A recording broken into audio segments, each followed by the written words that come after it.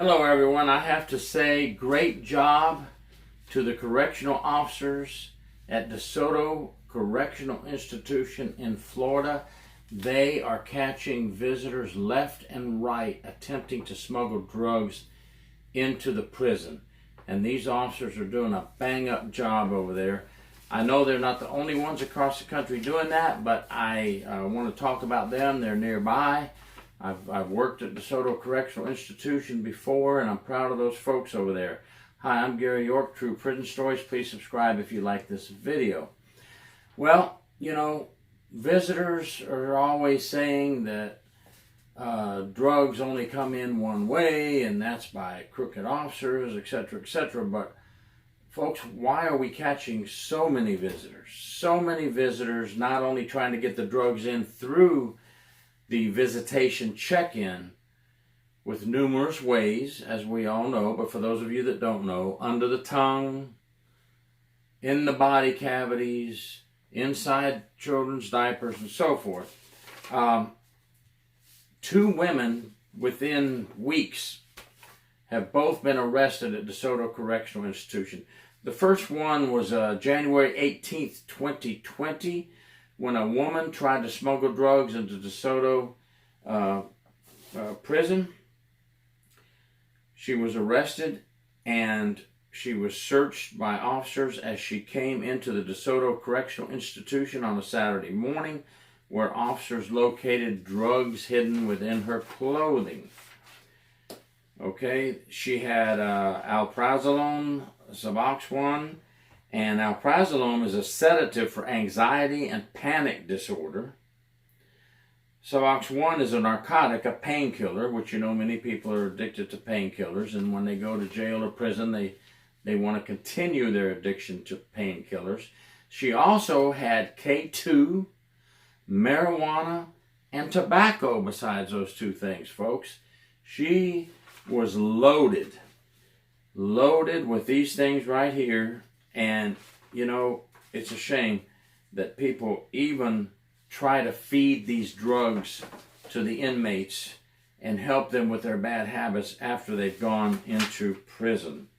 She was arrested and taken into custody, and she is now a resident of the DeSoto County Jail, where she is awaiting arraignment on her charges of introduction of narcotics into a correctional institution, introduction of contraband into a correctional institution, Florida Statute 944.47.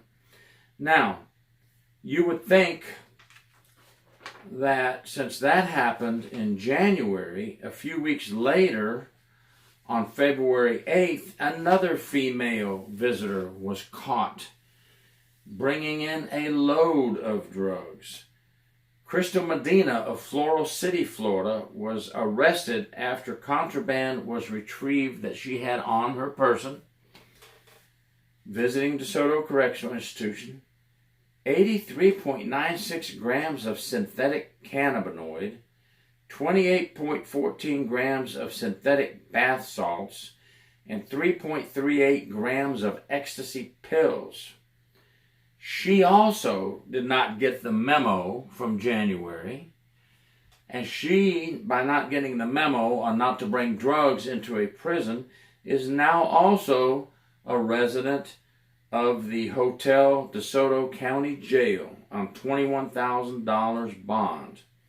2 counts of possession and 2 counts of possession of a controlled substance without a prescription, synthetic cannabinoid and ecstasy, trafficking in bath salts. Now, this is scary. Like all drugs are scary, but you know, bath salts are a terrifying drug out on the market. They are not bath salts for taking baths, folks. They are disguised as bath salts, and this way they can be hidden easier or disguised easier, and they're a recreational drug. It can be snorted like cocaine. But here's the thing. The underground code name is bath salts. Very dangerous. They cause a person to be violent, erratic, to hallucinate, to attack, to be your friend one second and your enemy the next. There's been people that have bitten people's ears off and body parts. Just crazy stuff with these bath salts. Listen, what these women like this are doing, these two women, they are placing everyone in danger. Other inmates not taking the drugs. All the prison staff members placed in danger. You get one of these inmates on these bath salts and think of them attacking officers and the dangers they place everyone in. These two women need to go down and they need to be put in prison themselves. I don't know what their prior records are. You know, they'll get into court and there'll be some wheeling and dealing and plea agreements and this and that. You just hate to see them get probation. I want them to have probation to follow a prison sentence. If they don't get prison, come on, give them a 364 days in jail and 10 years probation to follow. I mean, you are bringing, both these women have brought a boatload. You can see by the pictures, they were bringing a boatload of drugs to the prison. Neither one got the memo that the officers at Desoto Correctional Institution are on the ball and they're going to catch them and they're going to jail. You know, last year I did a story on a female officer at Charlotte Correctional Institution who caught a fellow officer bringing drugs in. You know, I highly commend her as well, and I commend these officers. Great job. The honest, hard-working officers catching visitors bringing in drugs. And you know, there's other ways visitors bring in drugs. It's not by trying to sneak them into the prison. They're dropping them off by drone. They're dropping them off at hidden locations outside the prison, and the outside grounds inmates know where it's hidden and they go pick it up. And then they smuggle it back in little by little at the end of the day. We also, I worked a case at DeSoto Correctional Institution years ago where another female was visiting an inmate from Miami. And I worked with this DeSoto County Sheriff's Office where these two wonderful women are housed right now, today in 2020. And we busted this woman bringing drugs from Miami into DeSoto Correctional Institution. Warden Warren Cornell and Inspector Edward Williams were there then. They've retired since then, such as I have as well.